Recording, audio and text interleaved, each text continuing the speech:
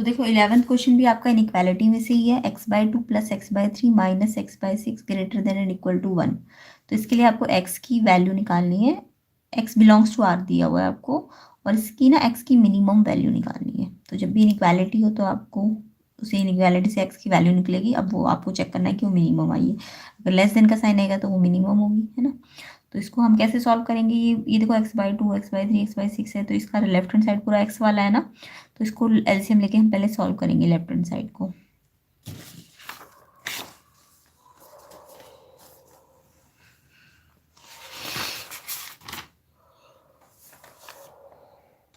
तो क्वेश्चन समझ आ गया, अब इसका सोल्यूशन करते हैं हम। क्वेश्चन नंबर 11, तो x/2 + x/3 माइनस का x/6 greater than and equal to 1 दिया हुआ है आपको। अब आपको इसमें क्या करना है, इसका एलसीएम लेना है। 2 3 6 का एलसीएम लो, 6 आएगा। 2 3 जा तो ये 3x, 3 2 जा तो ये 2x, एंड 6 1 जा तो ये 1x। ठीक है, अब ये इसमें एज इट इज रख दीजिए। 3 2 5, 5 - x करोगे तो 4x/6। उसके बाद आपको x निकालना है, 4x आपका आ गया, ये क्रॉस मल्टीप्लाई कर दो, ये 6 यहाँ चला जाएगा। तो x की वैल्यू 4 यहाँ मल्टीप्लाई में, तो यहाँ डिवाइड में, जो डिवाइड में होता है मल्टीप्लाई में, और जो मल्टीप्लाई में वो डिवाइड में, तो कैंसिल होके आ जाएगा। ये x की वैल्यू आ गई greater than and equal to 3/2। तो इसका मतलब देखो, अगर इसे मैं इंटरवल में लिखूँ तो x की वैल्यू 3/2 से ग्रेटर बोली है, तो ग्रेटर है तो यानी कि कहाँ तक जाएगी, इनफाइनाइट तक जाएगी। 3/2 से स्टार्ट होगी, ग्रेटर देन तो इनफाइनाइट तक जाएगी, है ना। तो ये 3/2 पे इक्वल का साइन आया ना, तो यहाँ पे क्लोज इंटरवल लगेगा और यहाँ ओपन लगता है इन्फिनिटी में। तो सोचो ये आपका x आया है ना, x belongs to this interval, तो यहाँ पे मिनिमम कितना है, ये है ना, और मैक्सिमम तो नॉट डिफाइंड है क्योंकि इनफाइनाइट है। तो आपको मिनिमम ही तो पूछा था, तो x मिनिमम कितना आएगा, 3/2, और अगर मैक्सिमम बोलते तो नॉट डिफाइंड। ठीक है, तो मिनिमम कितना आया x, 3/2, यानी कि इसका मतलब 0.5, सॉरी 3.5, 3 का हाफ करोगे तो कितना आएगा, 1.5। तो इसका ऑप्शन नंबर देखो कहाँ पे है, 11 का सी ऑप्शन इसका करेक्ट है, 1.5। तो ये समझ आ गई इनइक्वालिटी को कैसे सॉल्व किया जाता है, एंड देन इसका जो इंटरवल आता है इसमें ये मिनिमम होता है और ये मैक्सिमम होता है। तो जो मैक्सिमम इनफाइनाइट है तो हम बोलते हैं नॉट डिफाइंड। नेक्स्ट क्वेश्चन देखिए, 12th क्वेश्चन करते हैं अब इसका। If the focus of the parabola is 0 - 3 and its directrix is y = 3, तो उसकी इक्वेशन निकालनी है पैराबोला की। तो पैराबोला आपको पता है 4 टाइप के होते हैं, तो उसके पहले हम ग्राफ देखते हैं, एंड देन हम डिसाइड करेंगे कि ये फोकस पैराबोला का कौन से वाला पैराबोला का फोकस दिया हुआ है आपको, और डायरेक्ट्रिस। ठीक है, तो इसके ये 4 सोल्यूशन दिए आपको। वैसे तो यहाँ पे दिख ही रहा है, 0 के बाद जब ए होता है फोकस में तो वो एक्स वाला पैराबोला होता है ना, x² वाला। तो पहले ग्राफ देखते हैं इसका।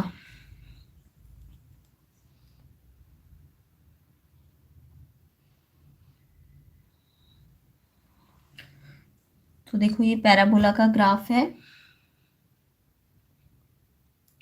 ठीक है, इस पैराबोला के ग्राफ में आपको क्या दिख रहा है, ये 4 टाइप के पैराबोला है ना। तो ये पैराबोला में अगर आपका फोकस A0 वाला है या -A0 वाला है, तो ये कौन सा एक्सिस होता है, ये हमारा एक्स एक्सिस वाला पैराबोला होता है ना, यानी कि ये ऐसे जाता है और ऐसे जाता है। तो इसकी इक्वेशन होती है y² = 4ax, या y² = -4ax।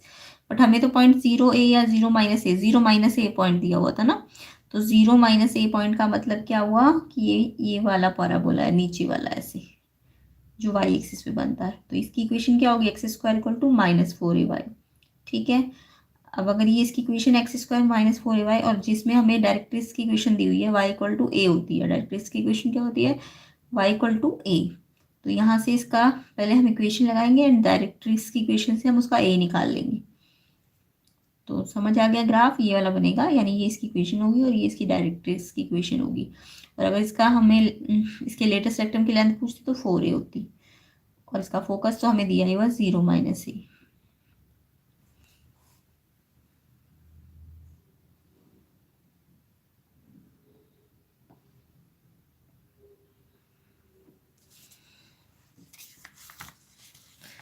क्वेश्चन नंबर 12, तो कौन सा पैराबोला है ये? जब भी 0 माइनस ए हो तो वैसे भी दिख ही रहा है ये, जब यहाँ वाई पे होता है तो वाई एक्सिस पे पैराबोला होता है, और वो भी इधर माइनस वाला है तो नीचे की तरफ वाला होगा।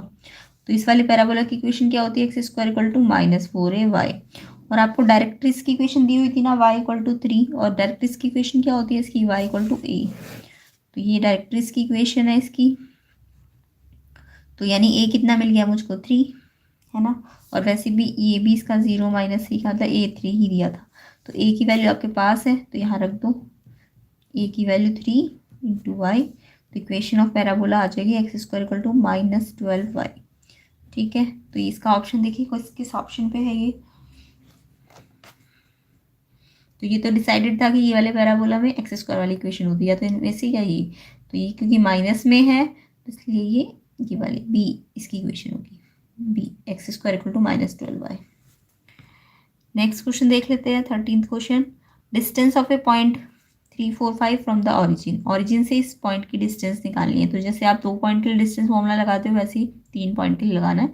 और ऑरिजिन का मतलब 0, 0, 0, एक्स भी 0, वाई भी 0 और जेड भी 0। तो मान लो ये पॉइंट ए है, इसके पॉइंट आपको दिए हुए 3, 4 और 5। ठीक है, और कहाँ से इसका डिस्टेंस निकालना है? ऑरिजिन से। ओ मतलब 0, 0, 0। तो जब भी कोई डिस्टेंस ऑरिजिन से निकालते हैं, वैसे तो आप प्रॉपर लगा सकते हो डिस्टेंस फॉर्मूला। क्या होता है? x2 माइनस x1 का whole square, y2 minus y1 का whole square, z2 minus z1 का होल स्क्वायर, है ना। तो x2 माइनस x1 करोगे तो 3 माइनस 0 3 आ जाएगा, उसका स्क्वायर। फिर y2 प्लस होता है, फिर y2 माइनस y1 यानी 4 का स्क्वायर हो जाएगा, क्योंकि 0 तो माइनस करके 4 ही आएगा। फिर इसको इसमें से माइनस करो, 5 माइनस 0 5 और उसका होल स्क्वायर। और फिर क्या होता है डिस्टेंस फॉर्मूला में? Square root. तो जब भी आपको ऑरिजिन से बोले ना तो आपको ये लेने की भी जरूरत नहीं, इसका स्क्वायर प्लस इसका स्क्वायर प्लस इसका स्क्वायर हो जाएगा। ठीक है, तो 3 3 ज़ा 9 प्लस 4 4 ज़ा 16, 5 5 ज़ा 25, इसका रूट ले लो, रूट 50 आ जाएगा। और रूट 50 को आप पेयर बना लो रूट में, तो 5 तो पेयर से बाहर आ जाएगा और 2 रूट के अंदर ही रहेगा। तो इसका जो डिस्टेंस होगा 5√2 होगा। ठीक है, ओरिजिन से ओ पॉइंट ए पॉइंट का। तो इसका आंसर देखो ए ऑप्शन होगा 5√2। तो ये सबको समझ आ गया। नेक्स्ट क्वेश्चन कर लेते हैं, 14th question. If p equal to limit x tends to 0, और ये आपको पूरा फंक्शन दिया हुआ है sin 5x upon tan 7x, और आपको ये फाइंड करना है 7p माइनस 2। तो इसको कैसे करेंगे देखिए 14 क्वेश्चन को।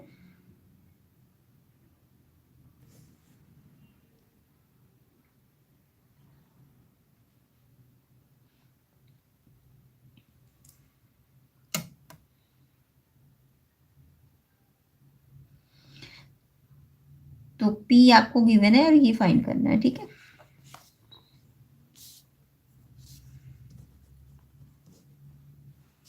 p की वैल्यू दी हुई है आपको limit x tends to 0 sine 5x upon में tan 7x, और आपको क्या फाइंड करना है 7p माइनस 2, ये आपको फाइंड करना है।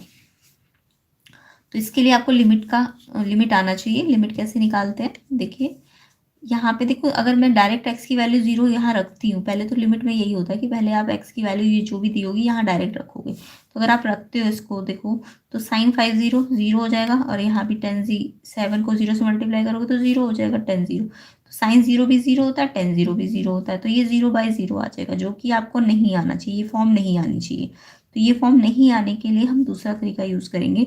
हम क्या करेंगे, हमें पता है साइन के साथ ना जब भी साइन x 10x होता है ना, तो लिमिट में एक फॉर्मूला लगता है। वो फॉर्मूला क्या है कि साइन x जो यहाँ पे होगा ना वही x नीचे होना चाहिए, जो साइन का थीटा यहाँ पे होगा वही थीटा नीचे होना चाहिए, और लिमिट उस थीटा जो भी है x, उसकी लिमिट कितने पे जानी चाहिए 0। तो ये जब हम ऐसा कर देंगे तो इसका लिमिट निकाल के कितना आ जाता है 1 आ जाता है। तो हम इसको ना उसी टाइप में चेंज करेंगे। तो यहाँ क्योंकि ये हमने डायरेक्ट रखा तो ये 0/0 दे रहा है, तो हमें ये वाली ट्रिक लगानी पड़ेगी। तो साइन जब भी साइन थीटा हो ना तो आपको ये करना पड़ता है, साइन 5x है ना, तो हम यहाँ भी 5x, यहाँ 5x है थीटा में, साइन का थीटा 5x है ना, तो नीचे भी 5x लाएंगे। अब हम नीचे लाए हैं तो यहाँ पे हमने एक्स्ट्रा लिया है ना, तो इससे हम डिवाइड भी कर रहे हैं और मल्टीप्लाई भी करेंगे। सेम ऐसी 10 के साथ करेंगे। यहाँ 7x है ना, तो मुझे नीचे भी 7x चाहिए ताकि ये फॉर्मूला बन जाए। तो ये 7x हम अपनी तरफ से एक्स्ट्रा लाए तो इसको मल्टीप्लाई भी करना पड़ेगा। अब लिमिट ऊपर भी लग जाएगी x टेंस टू 0, क्योंकि लिमिट इस पर भी लग सकती, दोनों पे लगी हुई थी ना, तो यहाँ भी लग जाएगी। अब देखो ये लिमिट, अब यही वाली तो बन गई साइन थीटा अपॉन थीटा, और थीटा टेंस टू 0, यहाँ पे थीटा को मैं 5x भी लिख सकती हूँ, है ना। x अगर 0 तो 5x भी 0 होगा। तो यही कंडीशन बन गई। तो ये पूरा कितना हो जाता है जब इस पर लिमिट लगती है, ये पूरा 1 हो जाएगा। ऐसे ये पूरा भी कितना हो जाएगा, 1 हो जाएगा। इसमें लिमिट अभी नहीं लगी, अभी पहले मैं ऐसे ही रहने दूंगी 5x 7x। अब चाहे तो तुम लिमिट x टेंस टू 0 यहाँ भी लगा दो, ठीक है। जब तुम यहाँ पे फिर से x की वैल्यू 0 रखोगे तो फिर से ये क्या बन जाएगा, 0/0। तो अगर ये ऐसा बन रहा है तो फिर से हम दूसरा तरीका यूज़ करेंगे, अब हम x से x काट देंगे, क्योंकि डायरेक्ट अगर डायरेक्ट 0, पहले तो यही रूल होता है कि पहले ये रखना होता है। अगर ये रख के ये बन रहा है तो दूसरा तरीका यूज़ करना होता है, तो फिर कैंसिल वगैरह या सिंप्लीफाई करते हैं। तो इससे कट गया, तो 5/7। लिमिट अगर किसी कांस्टेंट नंबर पे है तो आंसर कांस्टेंट नंबर ही आता है, तो इसका आंसर आएगा 5/7,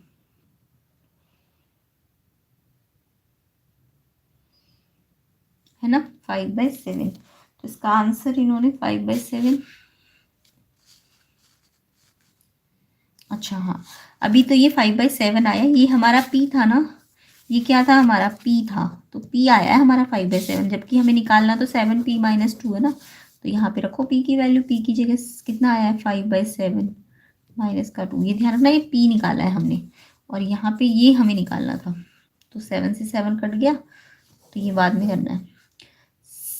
5 - 2 कितना होगा, 3, तो 3 आंसर होगा इसका। तो इसका आंसर 3 है। ऑप्शन नंबर सी में इसका आंसर 3। ठीक है, तो ये लिमिट का क्वेश्चन है, इंपॉर्टेंट है, ट्रिग्नोमेट्री में से है ये, मतलब लिमिट ट्रिग्नोमेट्री में कैसे सॉल्व की जाती है, खासकर साइन और टेन के साथ। नेक्स्ट भी लिमिट में से ही है। तो यहाँ पे आपको मैंने बोला है अभी कि जब भी लिमिट दी हो तो सबसे पहले एक्स की जो वैल्यू होती है ना, वो हम यहाँ रखते हैं एक्स की जगह। अगर आंसर 0/0 आया तब हम कुछ और तरीके से करते हैं, अदरवाइज पहला तो रूल यही है कि इस एक्स की वैल्यू को यहाँ रखना होता है। तो पहले हम रख के देख लेते हैं, अगर आंसर 0/0 आए तो फिर दूसरा तरीका यूज करेंगे। तो क्वेश्चन नंबर 15 देख लीजिए कैसे करना है। Limit x tends to 0 given है, एंड फंक्शन आपको दिया हुआ है x³ + x² + x माइनस का 3 अपॉन में x - 1। ठीक है, तो मैंने क्या कहा, अभी ये 0 रखो, पहले x पे 0 रखोगे तो 0 बन जाएगा, फिर से x पे 0 रखोगे तो फिर 0 आ जाएगा, यहाँ भी 0 आ जाएगा, तो ये -3 बचेगा। ऐसे नीचे भी रखो, x पे 0 रखो एंड -1, नहीं बनाना 0/0, तो यानी कि यही तरीके से हमें सॉल्व करना है। अगर ये 0/0 बन जाता तो फिर हम इसको फैक्टराइज वगैरह करते। तो -3, अब लिमिट हटा दी हमने क्योंकि पुट कर दिया ना, तो लिमिट हट जाता है। तो ये -3 बचा और नीचे -1, तो माइनस से माइनस कट गया, तो आंसर कितना आएगा, 3। तो इसका आंसर है 3। तो इसका देखो ऑप्शन किसी में दिया हुआ है 3 आंसर, यस दिया हुआ है ना 3 बी ऑप्शन में, तो ये इसका आंसर है। अच्छा, तो समझ आ गया होगा आपको, लिमिट में 0/0 आएगा तो आपको दूसरा या तो आइडेंटिटी लगानी पड़ेगी या फिर फैक्टराइज वगैरह या सिंप्लीफाई करना पड़ेगा। नेक्स्ट क्वेश्चन देखिए, प्रोबेबिलिटी में से है। If probability of A given है, प्रोबेबिलिटी ऑफ बी गिवन है एंड प्रोबेबिलिटी ऑफ इंटरसेक्शन भी गिवन है, आपको ए यूनियन बी निकालना है। तो ये तो सिंपल है, probability of A union B का फॉर्मूला लगा दीजिए, जैसे सेट में होता है ना, ए यूनियन बी का नंबर, ए का नंबर, बी का नंबर माइनस इंटरसेक्शन का नंबर, सेम वैसे ही यहाँ भी होगा। प्रोबेबिलिटी में भी यही फॉर्मूला लग सकता है।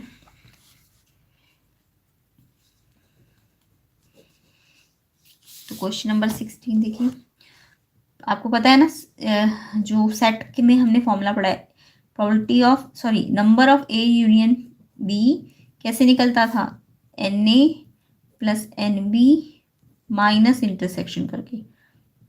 अगर हम इन सबको total number of sample space से डिवाइड कर दे, इसको भी, इसको भी, इसको भी और इसको भी, तो ये तो probability of A union B बन जाएगा, ये प्रोबेबिलिटी ऑफ ए बन जाएगा, ये प्रोबेबिलिटी ऑफ बी बन जाएगा, और माइनस ये probability of A intersection B बन जाएगा। ठीक है, तो अगर हम इन सबको सैंपल स्पेस से डिवाइड कर देंगे तो ये फॉर्मूला प्रोबेबिलिटी में लगता है। तो ए यूनियन बी आपको निकालना है, और ए की प्रोबेबिलिटी दी हुई थी 0.2, बी की प्रोबेबिलिटी दी है 0.3, इंटरसेक्शन की प्रोबेबिलिटी भी दी हुई है 0.1। अब आप इसे सॉल्व करो, पहले प्लस करो 0.5 हो जाएगा, फिर इसमें से माइनस करो 0.1, तो 0.5 माइनस 0.1 करोगे तो 0.4। अब इसका डेसिमल हटा देना 4/10, तो ये आ जाएगा 2 2 ज़ा 2 5 ज़ा, तो आंसर आएगा 2/5। तो इसका जो ऑप्शंस दिए हुए हैं वो आपको यहाँ पे कुछ मिस्टेक की गई है, ऑप्शन में कहीं भी 2/5 नहीं है, तो 2/11 क्वेश्चन में ये 2/5 करना चाह रहे हो, तो बी ऑप्शन इसका करेक्ट है। तो प्रोबेबिलिटी वाले क्वेश्चंस में ये नेक्स्ट वाले में भी इन्होंने आंसर मतलब शायद इसका ये वाले ऑप्शन यहाँ दे दिए और इसकी तो ऑप्शन ही गलत दिए। तो आप इसका, ये तो सिंपल ही फॉर्मूला था ना यूनियन का फॉर्मूला क्या होता है, ए बी को प्लस करो, इंटरसेक्शन को माइनस करो। नेक्स्ट क्वेश्चन देखो, ये भी प्रोबेबिलिटी में से ही है। If A and B three mutually exclusive and exhaustive events of an experiment such that, ये कंडीशन दे दी आपको, तो आपको प्रोबेबिलिटी ऑफ A निकालनी है। अच्छा क्वेश्चन है ये भी प्रोबेबिलिटी में से, देखिए कैसे करना है।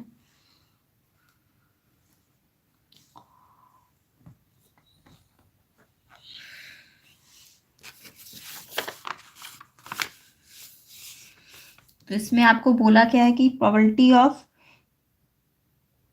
ए बी और सी, ये तीनों जो है हमारी म्यूचुअली एक्सक्लूसिव भी है, म्यूचुअली एक्सक्लूसिव।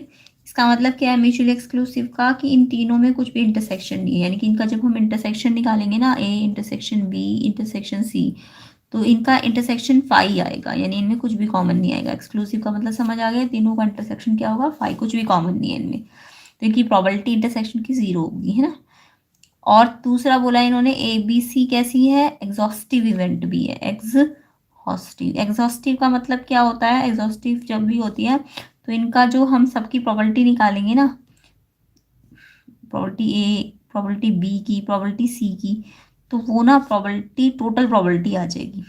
एग्जॉस्टिव कब होता है, जब मान लो तीन आपके पास सेट है, ए बी और सी, ठीक है, तीन प्रोबेबिलिटी के केसेस है, ए इवेंट है, बी इवेंट है और सी इवेंट है।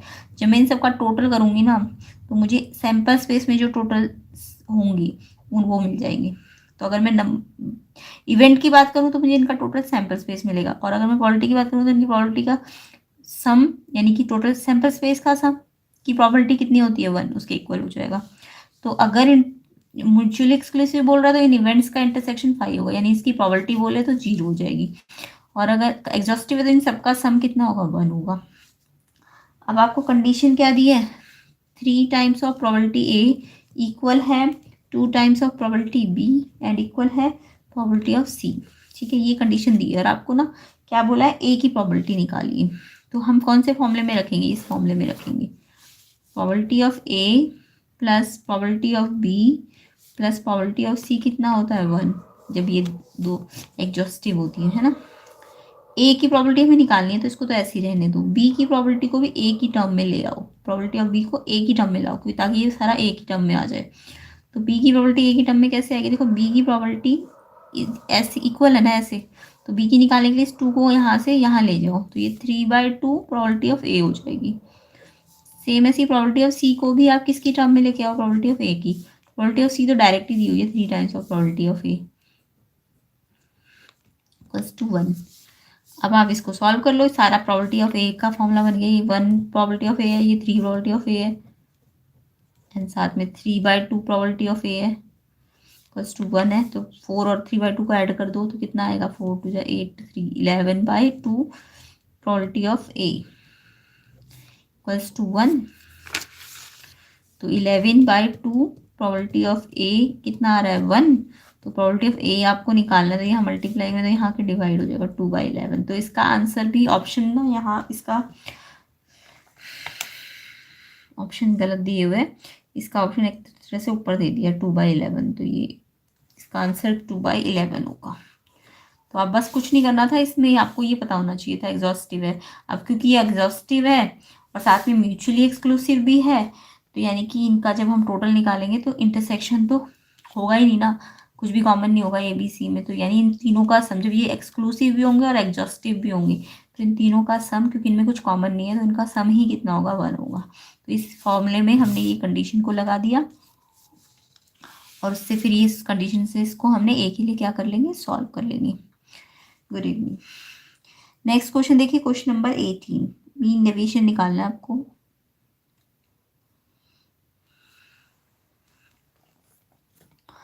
तो मीन डेविएशन अबाउट मीन निकालना है आपको। तो ये देखो, आपको देखने में तो लग रहा होगा नेगेटिव नंबर्स भी है, तो क्या कुछ नहीं है इसमें, बस आपको मीन डेविएशन का फॉर्मूला आना चाहिए। तो देखिए मीन डेविएशन में ये एक्स दिया होता है ना, ये एक्स मतलब पॉइंट्स वैल्यू दी हुई है, -2 -1 0 1 2। तो मीन डेविएशन का फॉर्मूला आपको आना चाहिए।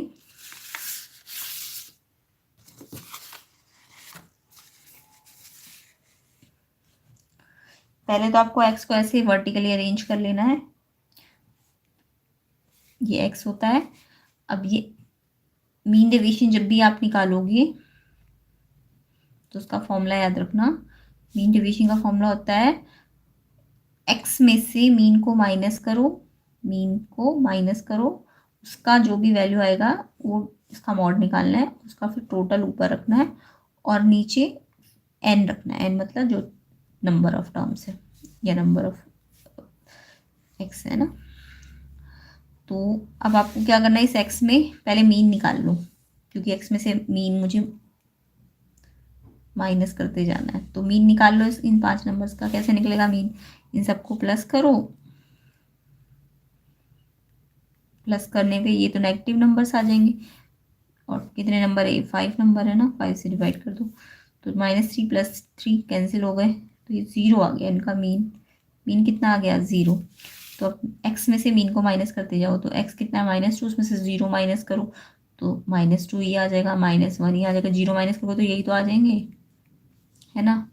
फिर जो भी आंसर आता है ना उसका मॉड लेना होता है। मॉड मतलब अगर वो आंसर नेगेटिव भी आए तो भी हमें पॉजिटिव लेना है, ठीक है। अब इसका टोटल कर लो, +3 +3 प्लस का कितना आ गया, 6।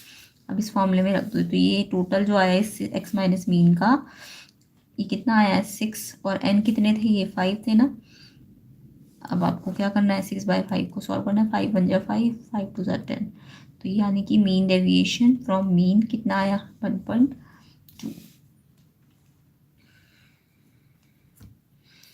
ठीक है, तो इसका डी ऑप्शन क्या है, डी ऑप्शन है इसका, क्वेश्चन नंबर 18 का 1.2। अब नेक्स्ट पार्ट में हम इसका एजर्शन रीजन करेंगे। एजर्शन रीजन के क्वेश्चंस वो भी अच्छे क्वेश्चन है, कॉम्बिनेशन में से भी है और डेरिवेटिव में से भी है। फिर उसके बाद हम सेक्शन बी पे आएंगे, तो इसको अच्छी तरह से करिए, बार बार प्रैक्टिस करना है इस क्वेश्चन पेपर की, ठीक है। और बाकी इस वीडियो को शेयर भी कर देना, चैनल को सब्सक्राइब कर देना।